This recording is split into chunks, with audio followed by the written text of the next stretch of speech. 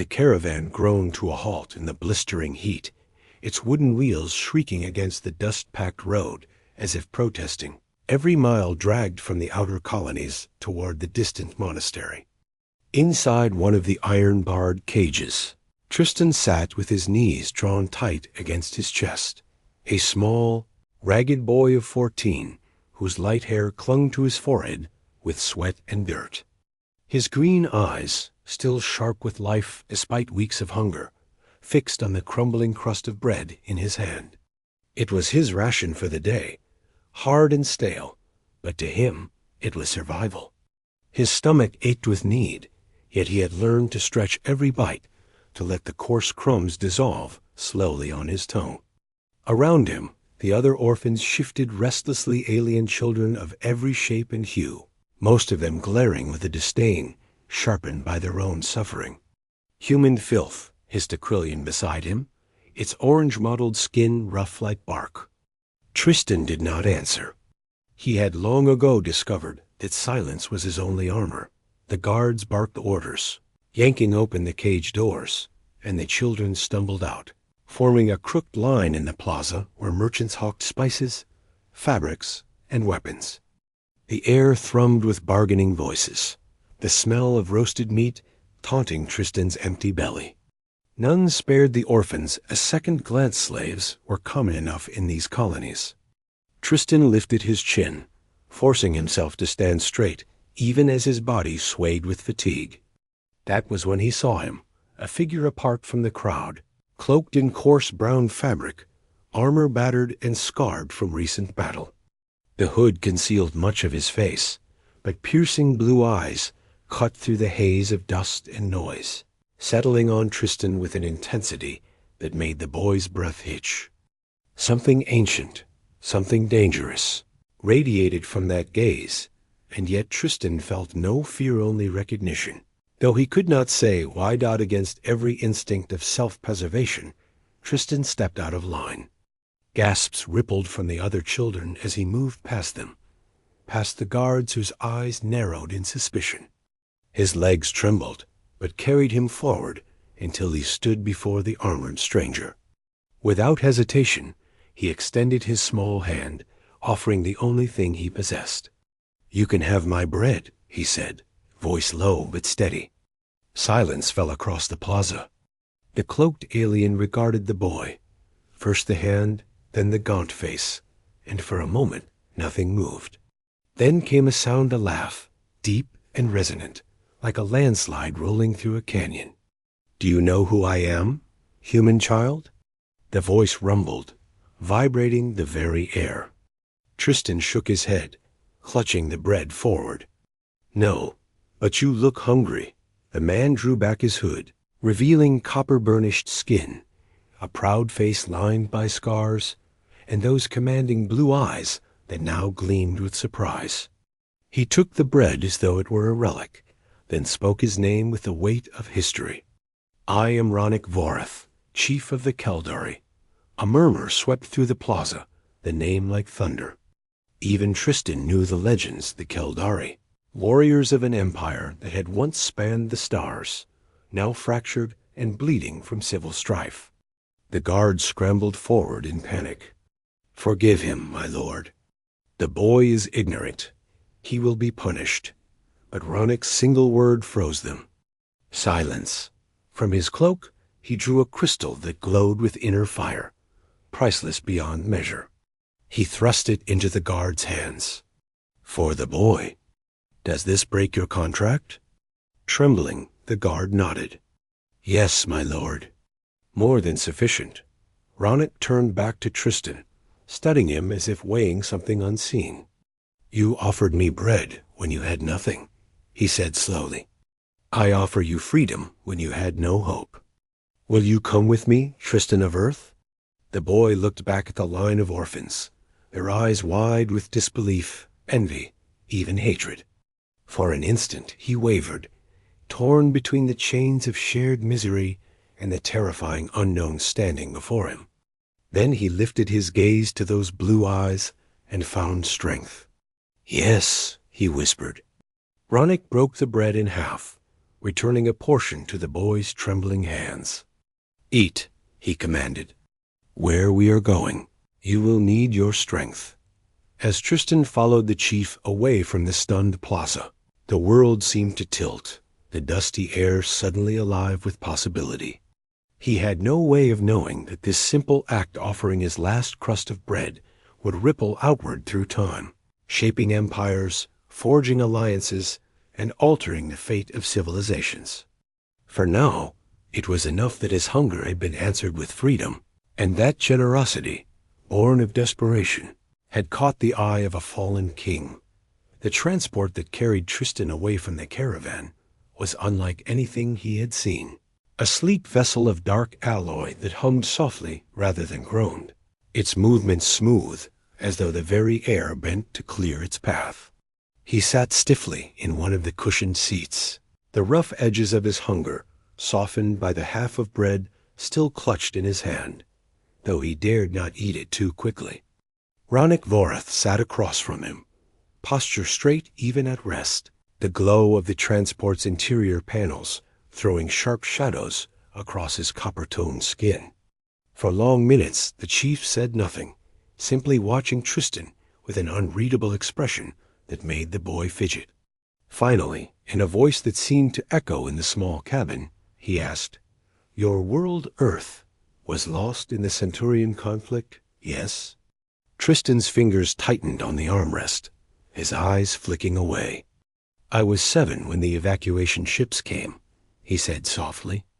"My parents didn't make it." Ronick inclined his head, and for a heartbeat, Tristan thought he saw something like sorrow flicker across the warrior's features. "Humans are remarkably resilient," he said. "Most species would have surrendered after losing their home world. Tristan found his, pride sparking despite the ache in his chest. We're stubborn that way." The chief gave a low sound that might have been approval and let the silence settle again. 3 days later, the transport crested a ridge, revealing a valley washed in amber sunlight, its vegetation glowing with an iridescence that made Tristan blink in disbelief. At the valley's heart stood an estate like nothing his imagination had prepared him for, sweeping curves of pale stone interwoven with sharp spires, its walls gleaming as if alive, gardens spilling out in patterned terraces. "Welcome to my home," Ronick said, his tone carrying irony. "Not quite the imperial palace on Keldar Prime, but it serves." The vessel descended onto a landing pad where rows of attendants awaited, bowing deeply as their chief stepped down. Tristan hesitated at the hatch, acutely aware of his torn clothes and dirt-caked skin, but when Ronick looked back expectantly, he forced his legs to move. The stares that greeted him were not kind.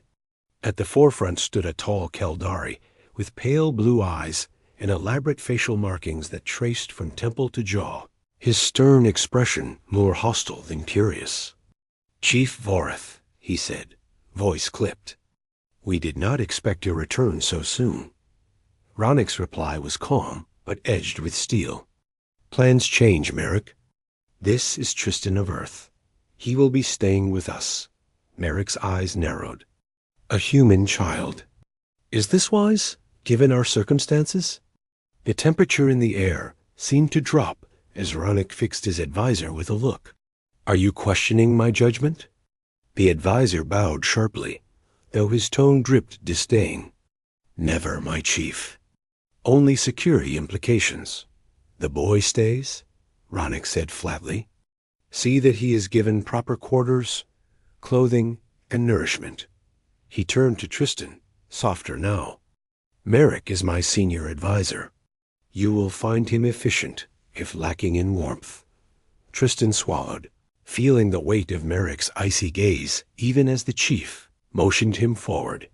They passed into corridors that seemed alive with soft light, walls lined with relics and artifacts whose meanings were lost on Tristan, but whose importance radiated in every curve and etching. The air carried a faint fragrance, not floral, but sharp and invigorating, like breathing in energy itself. Tristan struggled to keep pace, his senses overwhelmed, his body still weak from weeks in the caravan. Ronick leaned closer as they walked, his deep voice quieter now. "My household is divided about you," he said. "Some, like Merrick, see only risk. Others are curious. Few have ever encountered a human." The boy gathered courage enough to ask the question burning inside him.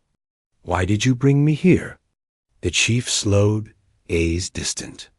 "In our culture, there is a belief that acts of pure generosity are messages from the ancestors. Your offering of bread reminded me of something I had forgotten." Before Tristan could ask what, they emerged into a courtyard garden alive with strange foliage that shifted color as if reacting to their steps. At its center sat a young woman on a curved bench, reading from a hovering display. She looked up as they entered, and Tristan felt the world stumble to a halt. Her skin was a soft sky blue that seemed to glow in the garden light, her silvery white hair cascading over her shoulders, violet eyes bright and curious. She rose with grace and crossed the courtyard, her voice like music as she said, "Father, you have returned early." Ronick's expression softened in a way Tristan had not thought possible. "Laika," he greeted warmly, "I have brought a guest. This is Tristan of Earth." Her violet eyes widened slightly as they settled on the boy, his ragged clothes, his wary stance. "Earth?" she murmured.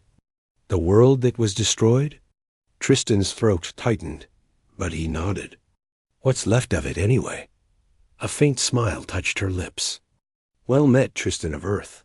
I am Laika Voreth." In her gaze there was neither pity nor disdain, only curiosity, and Tristan felt the faintest flicker of hope stir inside him as the garden's light bathed them both.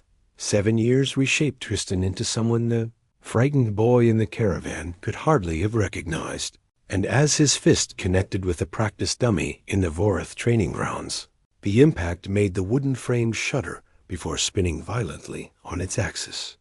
Sweat slicked his muscular frame, his breath controlled, his body moving with the rhythm of discipline carved into him by years of Krell's relentless instruction.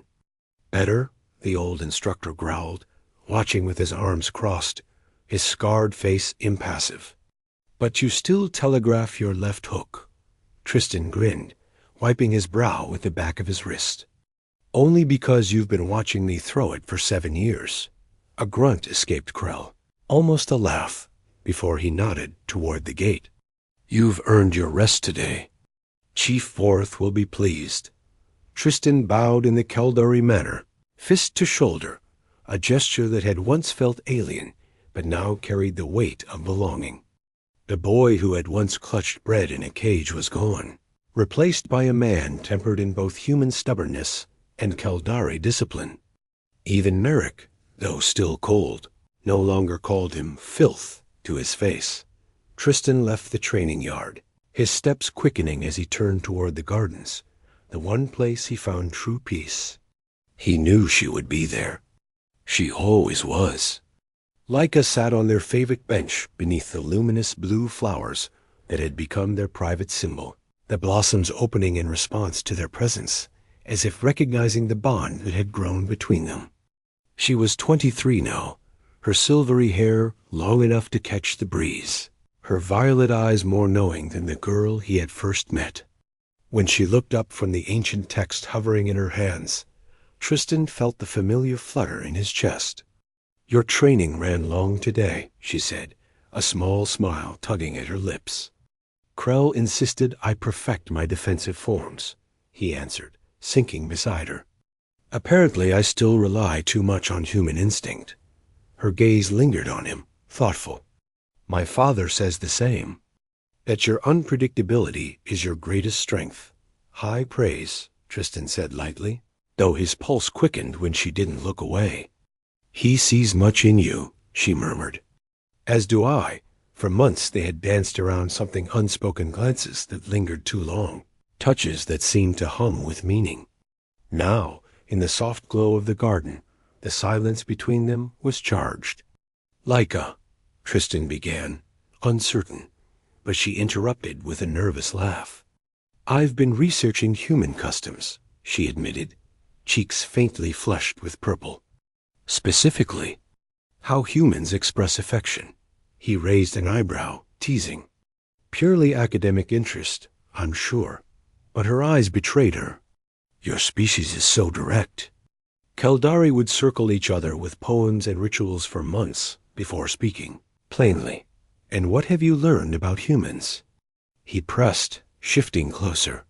Her voice dropped, soft and almost trembling. That you follow your hearts more than protocol. That you are honest. And that you express yourselves physically in ways my people find forward. The air between them tightened, charged with possibility. He could smell the subtle fragrance of her skin, feel the heat rising where their shoulders brushed. Is that a problem? He asked. She shook her head slowly, her violet eyes locked on his. Not a problem. A difference. One I find intriguing. His hand lifted almost of its own accord, brushing a strand of silver hair from her face, fingers trembling as they grazed her cheek. In human culture, he whispered, this would be the moment I tell you you've become the most important person in my world. Her breath caught.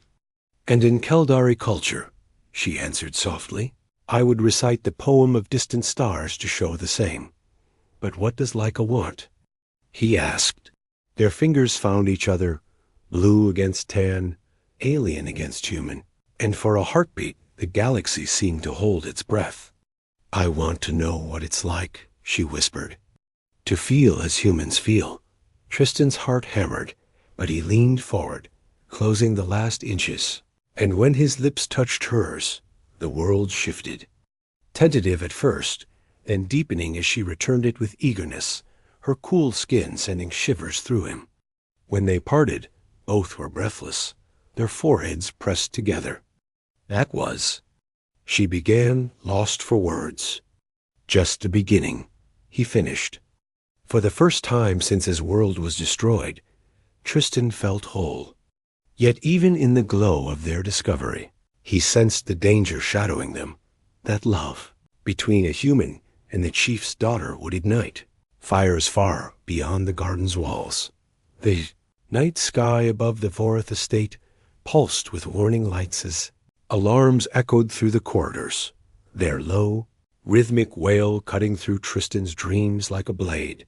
He was already moving before his eyes opened, instinct sharpened by Krell's years of drilling, pulling on his tunic and boots as Laika burst into his chamber, her violet eyes wide with fear.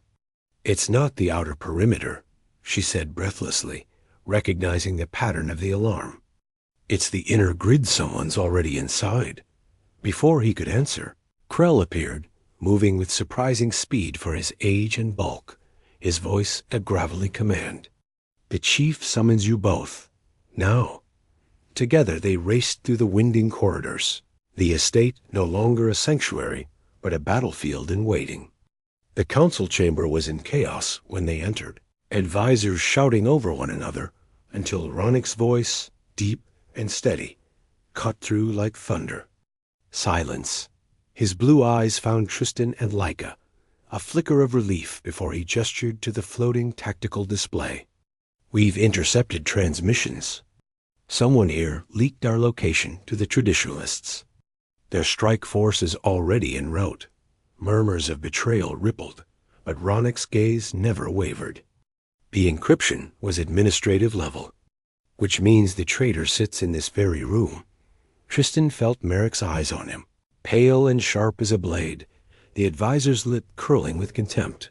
Or perhaps, Merrick said coldly, the leak came from elsewhere. The boy, for example. A human spy planted in your household. What better way to corrupt our chief than through his daughter? The chamber erupted, voices rising, some in accusation, others in defense. But Tristan kept his face impassive, though inside his chest burned. He saw Laika's hand twitch toward his, but she stopped, unwilling to reveal too much before the council.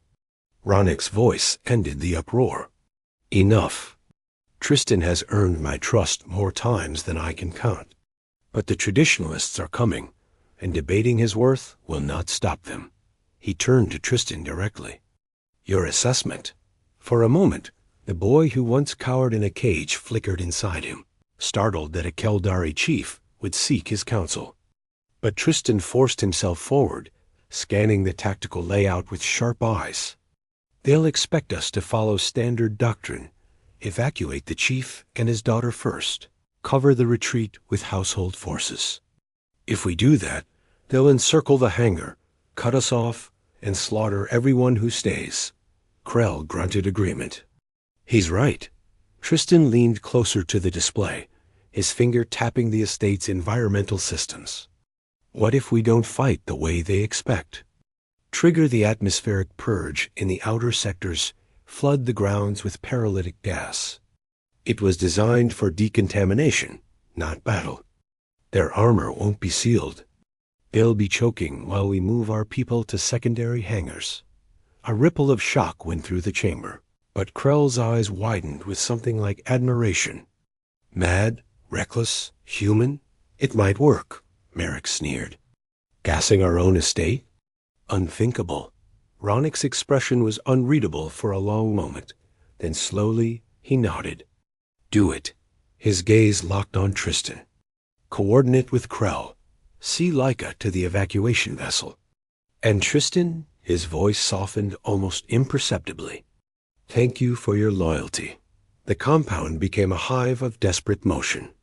Guards hustled staff through hidden corridors. Technicians transferred archives in a blur of light and data. Outside, the first explosions rattled the walls, the traditionalist assault ships cutting through the night. Tristan sprinted beside Laika, his senses alive with danger. "This way," he urged, steering her toward the secondary hangar, trusting his instinct more than the official evacuation path. A collapsed wall forced them through gardens once radiant with peace, now lit by fire and sirens. They stumbled to a stop when Merrick stepped from the shadows, a neural disruptor gleaming in his hand, his pale eyes cold with triumph. 7 years I've watched you worm your way into this house," he hissed. "The boy who offered bread, the man who seduced the chief's daughter. You think yourself savior, but you're nothing but a human infection." Tristan felt Laika tense beside him, her hand brushing his arm as if to anchor him. He stood tall, the training of years coiled in his stance. "You sold us out," he said evenly. "The traditionalists are here because of you." Merrick's smile was thin, cruel. "History will remember you as the spy who tried to kill a chief." "I'll see to that myself." The disruptor lifted, but Tristan was faster, lunging with sudden ferocity, feinting right before driving his left hook into Merrick's jaw, Krell's old warning flashing in his mind as his fist connected with bone. The weapon clattered to the ground, and the two men crashed into the dirt, locked in a brutal struggle as Laika's voice cried out above the din. For Tristan, there was no fear now, only the iron certainty that everything is survival. His training, his love led to this moment. And as the battle tore through the estate beyond, the human boy who once offered bread fought with everything. He had to protect the life he had built for nothing. The Vorath command shuttle descended through storm-churned skies and set down on the landing platform of Keldar, Prime's ancient citadel, its massive towers jutting upward like spears of stone and steel. Tristan followed close behind Ronnick and Laika, every step echoing in the hollow space of the honor guard silence.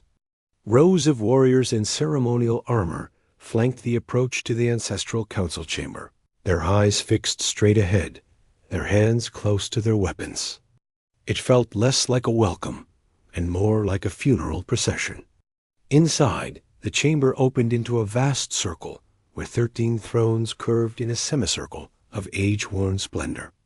11 elders sat, their skin faded to the pale hue of centuries, their eyes carrying the weary gravity of memory. At the forefront stood Warden Draven, tall and imposing, his markings more elaborate than Merrick's had ever been, each stroke carved as if to declare superiority. His cold gaze found Tristan instantly, lingering with contempt. Chief Ronnick Vorath, intoned the eldest of the council. "You stand accused of betraying the Keldari way, of sullying our traditions with unsanctioned alliances and harboring human influence within your household. How do you answer?" Ronek's voice rang out steady and strong, carrying not defiance, but conviction. "I answer that adaptation is our oldest tradition, and isolation has become our greatest weakness." Murmurs flickered like wind through the chamber, but Draven stepped forward, his tone sharp as a blade. "And this," he gestured toward Tristan, dismissive, venomous, "is your proof? A single human, unblooded, unworthy, who has polluted your daughter and clouded your judgment." Tristan felt Laika stiffen at his side, but he did not flinch. His heart pounded with the weight of every eye upon him, yet he stepped forward, bowing with perfect Keldari etiquette before lifting his voice in their own tone. "Honored ancestors, I stand as both outsider and family. 7 years ago, I was a starving boy who offered my last piece of bread to a stranger. He gave me not only freedom, but a home. That act was not politics, not espionage, but simple generosity. And it is generosity that has saved Keldari lives again and again since." Draven's sneer deepened. "Pretty words. But the Keldari have survived for 10,000 years by strength and purity, not by pitying weaklings." "Survived, yes," Tristan answered, his voice steady, resonant. "But at what cost? Your people dwindle. Innovation stagnates. Younger species surge past you while you cling to relics of glory. Is survival enough if it means extinction in spirit?" A sharp intake of breath swept the chamber. Draven's face contorted with fury. "Enough. This human dares lecture us on history. This human," Ronek cut in, his voice steel, "has saved my people more times than your pride would allow. He disoriented our enemies with strategy when they should have slaughtered us. He placed civilians before himself. He embodies the values our ancestors cherished: honor, adaptability, sacrifice." Even as Ronek spoke, Tristan's instincts screamed a warning. Across the chamber, Draven's guards shifted almost imperceptibly, hands hovering near concealed disruptors. Laika's violet eyes met his, reading the danger, and in that instant they both understood. "Honored council," Draven said smoothly, voice dripping with false civility, "perhaps a recess is in order, to prepare proper quarters for our distinguished guest." The eldest council member inclined his head, unaware of the trap. "We shall reconvene tomorrow. Chief Vorath, you and your party will be escorted to diplomatic quarters." The gavel of decision fell, but Tristan knew it was a coffin lid being nailed shut. As they turned to leave, Draven drew close, his words a hiss only they could hear. "Send the human away. Renounce this folly, and your legacy may yet be spared. Refuse, and none of you will live to see another sunrise." The quarters they were led to were gilded cages, their luxuries masking the bars of confinement. Once alone, Krell spat the truth aloud. "A trap. He means to strike tonight." Ronek nodded gravely. "The question is not if, but when." Tristan's voice cut through with certainty. "Tonight. They cannot risk the council hearing more of us." Already some listened. He moved to the window, watching the city's lower levels, where civilians bustled under the shadow of the citadel's spires. Fear was etched in their movements, not of outsiders, but of their own rulers. A plan began to shape in his mind, reckless and fragile, but burning with possibility. "Krell," he asked, turning, "what lies beneath this citadel?" "The old catacombs," the instructor answered slowly, narrowing his eyes. "Beyond them, the civilian districts, and 3 levels down, the command nexus," Tristan finished. "The heart of their security." His green eyes burned with human stubbornness, the same spark that once offered bread to a stranger. "If Draven will not honor safe passage, then we will make the council see his treachery. We'll give them a choice they cannot ignore. Leica stepped to his side, her cool hand brushing his. "Risky," she murmured. "Suicidal," Krell growled. Ronick studied him for a long, silent moment, then finally gave a single nod. "But perhaps," the chief said, voice edged with quiet pride, "the galaxy still underestimates what a human can do.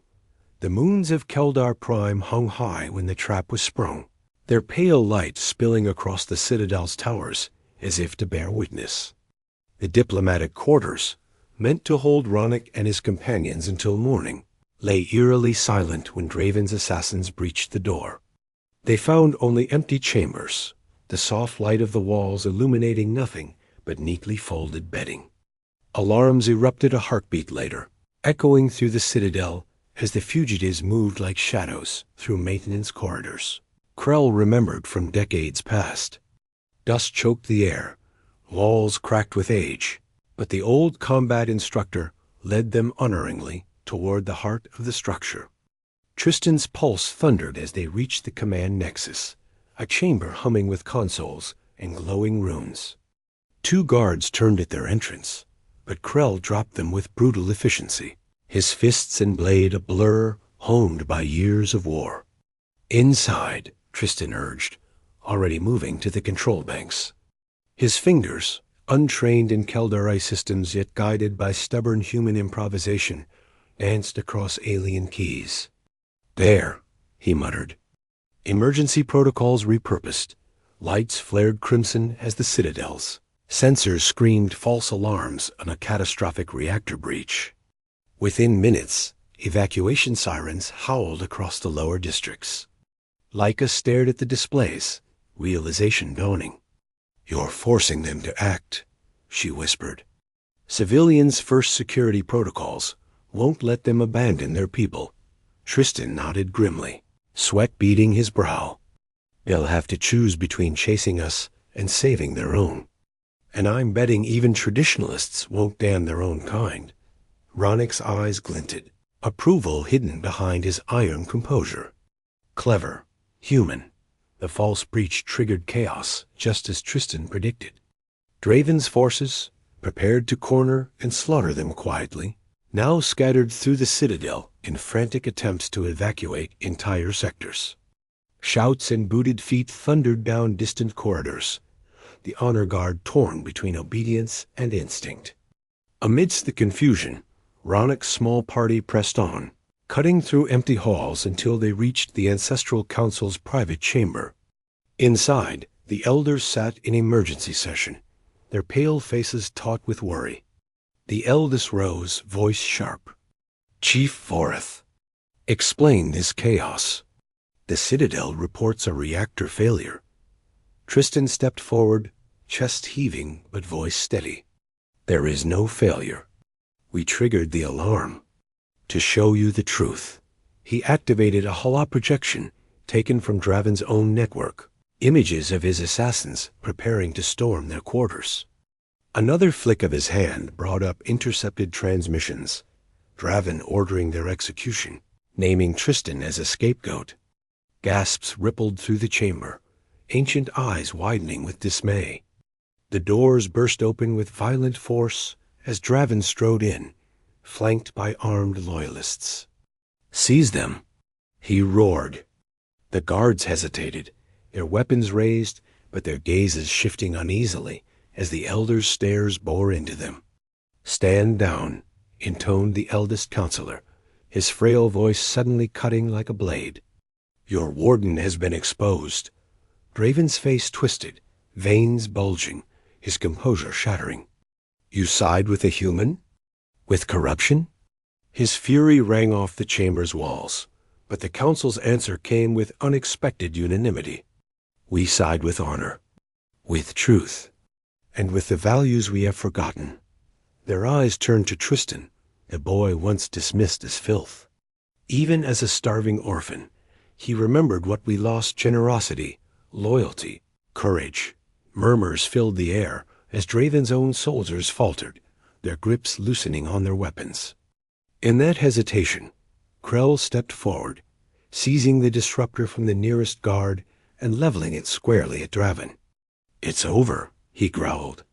The council delivered their judgment, with voices as old as the Empire itself. The succession challenge is resolved. Chief Ronick Vorath remains rightful leader of the Keldari. Draven's treachery discredits all who followed him. Draven's cry of rage echoed through the chamber as he was dragged away, his threats hollow against the tide that had turned. In the stunned silence that followed, Ronick placed a steady hand on Tristan's shoulder. "When I found you, you offered bread when you had nothing," he said softly, for all to hear. "That gift has become the seed of renewal for our people."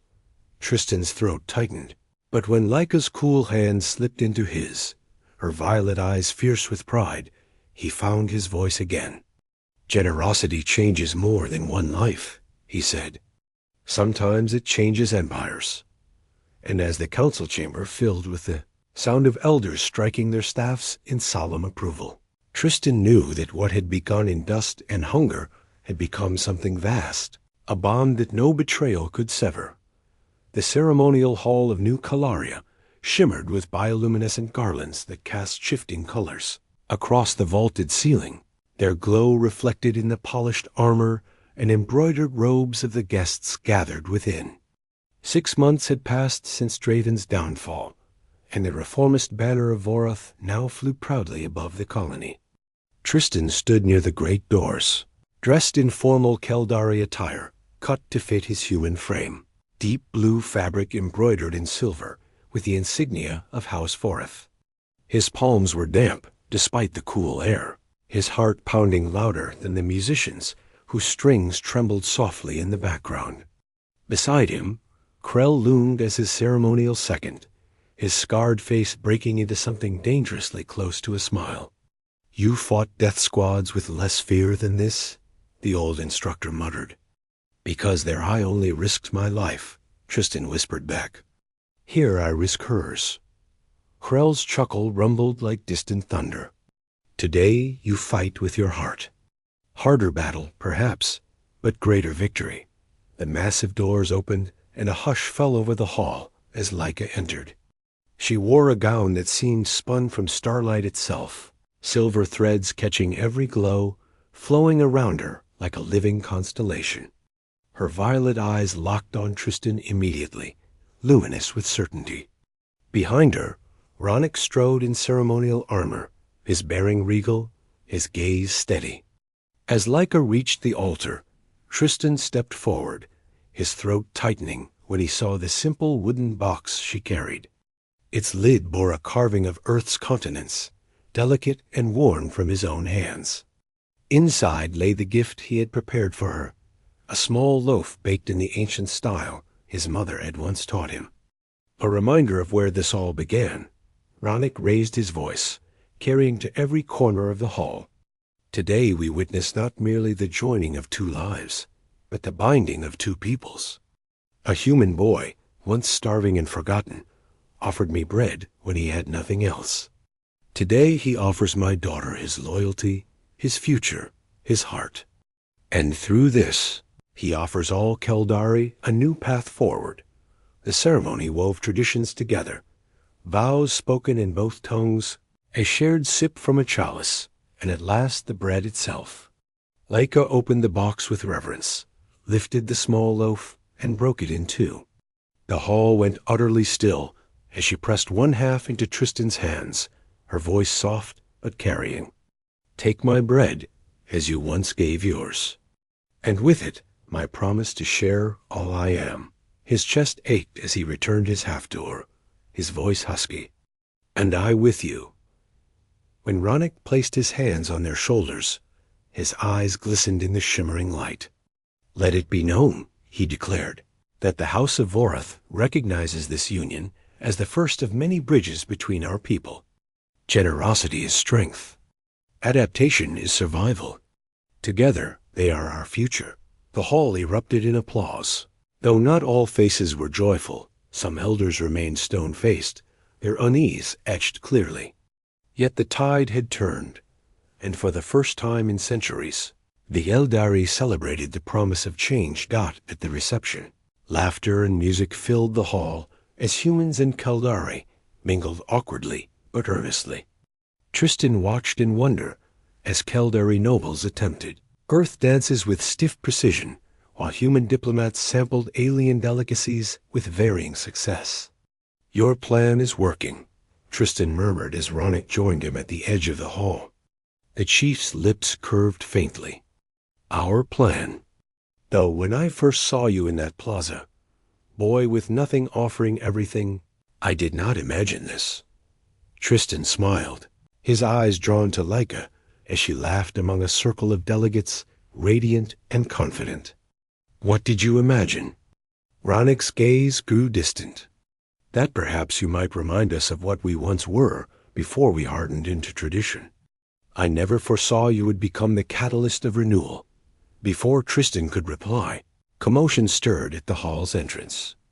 A messenger burst through, bowing quickly before rushing to Ronick. The chief's expression darkened as he listened, then lifted his eyes to Tristan and Laika with grave weight. "The traditionalists have made their move," he said quietly. "They've declared me unfit to lead and called for a succession challenge. They claim the Ancestral Council has sanctioned it." Gasps rippled through those who overheard, the joyous music faltering into silence. Laika's hand found Tristan's, her fingers cool but steady. "They've named you, haven't they?" she asked, her voice calm but sharp as glass. Ronick nodded heavily. "They call you evidence of my corruption. They mean to strike at us through you." Tristan felt the chill sink deep into his bones. His wedding feast had barely begun, and already the galaxy threatened to tear it apart. Laika's violet eyes burned as she tightened her grip on his hand. "Then we face them together," she said fiercely. "They've underestimated humans before. They won't do it again." And as the hall erupted into frantic preparation, Tristan knew the bread he had once offered a stranger had not only bought his freedom, but carried him to this moment. A man standing at the edge of history, bound by love, about to challenge an empire.